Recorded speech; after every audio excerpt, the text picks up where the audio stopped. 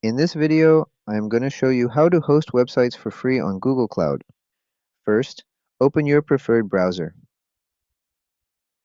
In the search bar, type Google Cloud and click the first link.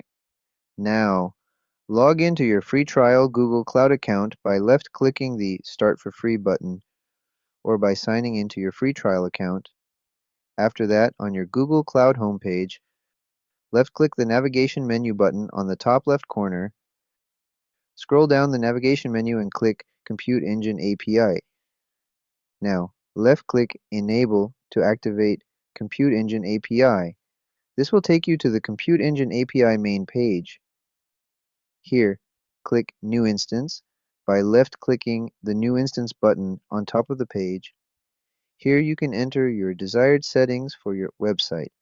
Set your RAM, graphics, and storage settings.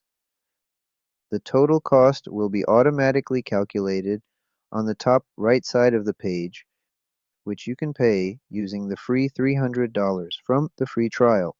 From here, you can host your website.